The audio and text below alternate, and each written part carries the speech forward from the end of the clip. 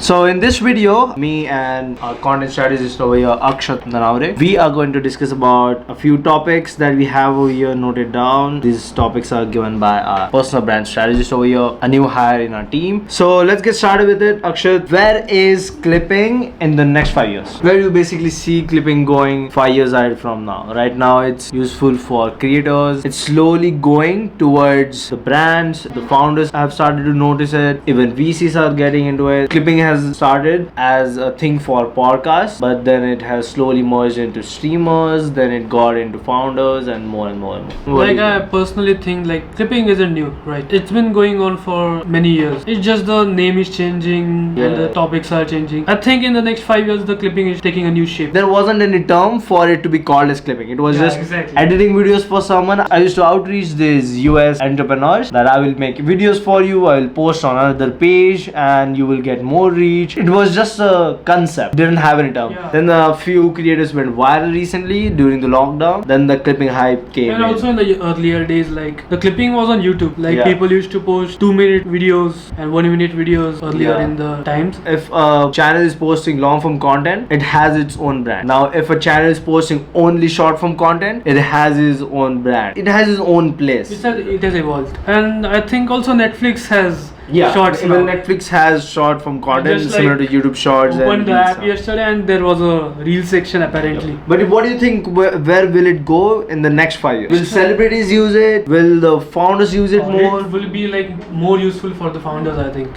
the founders and the entrepreneurs, I think personally, who have a product to sell, who want to make a good personal brand for themselves and for the companies. The corporate boss owners. The companies need a face at the end. I mean, they have run before, but the future is gonna be something else. I think it's like if they don't do it, the opposition will, and they will try to build their own podcast. Even like VCs, right? VCs have got into new media where they have their own podcast. They attract the founders and they clip their podcast. It will be, I think, similar situation with the founders. It's like a race. Just you have to adapt to the things. It's like gonna be a compulsory adapt. Like Instagram, everyone needed to adopt Instagram. The pages, everyone. Before it wasn't that important. Instagram wasn't that important, but slowly, probably about 7 years ago or so, 6-7 years ago, that's when the hype started of Instagram, just slightly before lockdown. Then everyone brought in the reels part and it became more addictive after that. But even about the brands, products can be promoted, or even restaurants. If there are bloggers or restaurant reviewers who are visiting restaurants and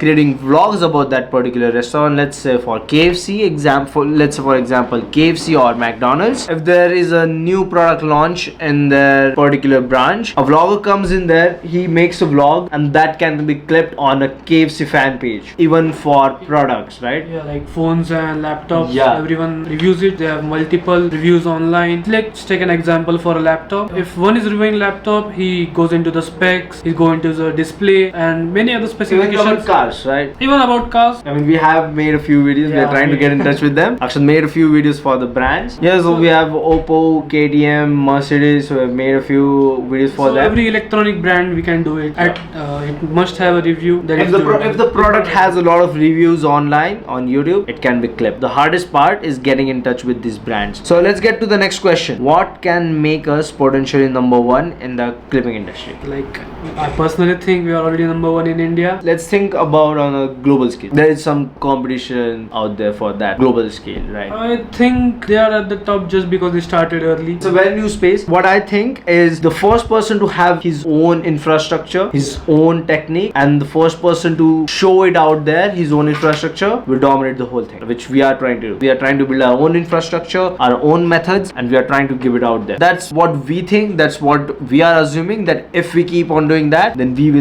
lead in the space. But the other people, they have really good talent pool. They have really management systems. Our competition is that really good talent. That's a competition. Our specialty is like we don't hire great clippers straight on. We hire good editors, then we convert them into great clippers. It's just a long-term thing that we have, and they do it other way around. They find the best people and they hire them. We find the decent people and we make them experts. I think that's the difference. But I think having the best infrastructure, then having the best talent pool, those two things, if we get them straight, then I think that will be the number one agency in the whole world, number one clipping agency. So the next question: can clipping replace every marketing way out there? If it does, will it take the jobs of people who apply for for marketing? I think that no, clipping will not take on the other marketing agencies, because there are very different sectors to marketing. There is performance marketing, there is your organic marketing, there is UGC campaign marketing, Facebook ads, even offline marketing. Even offline marketing like boards and banners. It can't replace those, as those are very targeted to right type of audience. Those are different channels for marketing, and clipping will be one of them. And when it comes to jobs, I think clipping is actually creating more opportunities for people to get jobs. I mean, we have people from villages in India making 40,000, 80,000 rupees. There's like from our recently campaigns. there was a guy like who used to edit on his mobile, and just now like he's purchasing his new laptop. And there are many people like those, right?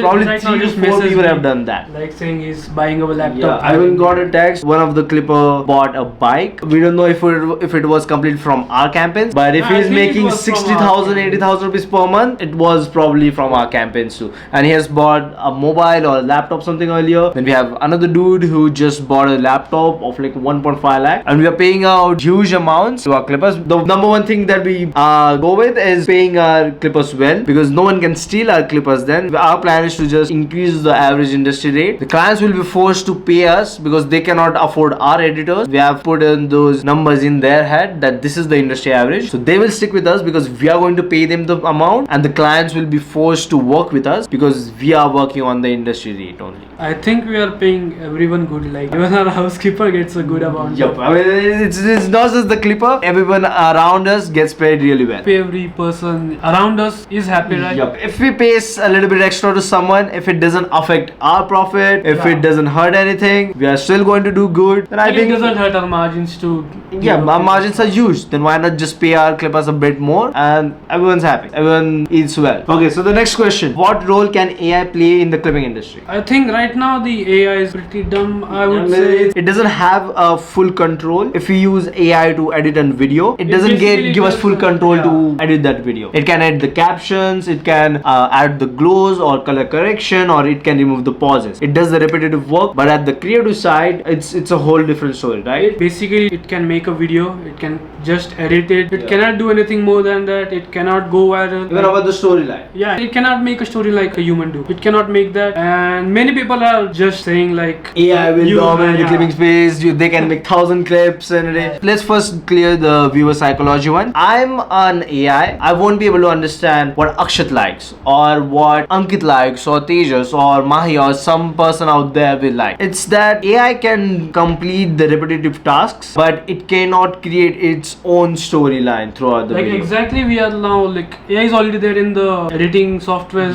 like auto caption. And it's useful for us. It's a leverage for us. It's definitely helping us, to be honest. It's not totally dumb. It's helping us. Of course, we have AI in our multiple systems out there, other than clipping in our business side. But look from the platform's perspective. If the platforms allow AI to create videos and post on those platforms, it will be a bit negative for those platforms, because those platforms are made for social networking. And if that gets broken, then the platforms are basically useless. So the platforms will make it much more harder for these AI tools to create these videos. Will it make a right video that can go viral? I don't think so that will happen, because if it can happen, then AI will have to learn emotions, and that's very difficult. If AI is able to understand if this music can hit one particular human's emotions, then only it can go viral. Because if you guys see the most viral videos, they hit your emotions. If it could be you being angry, you being rage baited, you being entertained, or you being sad, or it being motivation. So it could be any of the emotions out there. If it hits that one particular emotion very strongly, then that video goes viral. Or it could be even your insecurity. It could be anything. And I think like Instagram is already making the videos hard to go viral, because if you check the list of the stats it shows in the analytics, it shows clip rate is the most important thing, then the likes, then comments. I mean, now they show it themselves that these are the important things you have to look after. Even I have gotten a few notes in my settings, a few pop-ups that make sure this thing is good in your videos. They've started giving tips to creators about how they can perform. So I think they are also making it very hard for people to get more and more viral videos. So the last question, if clipping is so useful, let's say every creator and founder does clipping for their own growth, will clipping lose its credibility, and will it get saturated, and will it just die? Oh yeah, that's going to happen a lot. Imagine 1,000 founders or 1,000 creators creators having their 10, 20 clipping pages on every single platform. It will be saturated, to be honest. If you want to focus something, I think we just have to study the past. Let's get to the YouTube side. Before, there were very less amount of YouTube channels, right? Now there are many YouTube channels out there with millions of followers. If we go on our front page, we will see many YouTubers, so the competitiveness will be there, but it will be just much more harder for people to stand out. And there will be like hundreds of other pages which would follow Mr. Beast. Yup. They would not be as good as Mr. Beast, but they will still be doing good in comparison to him. If the one particular person goes up in the industry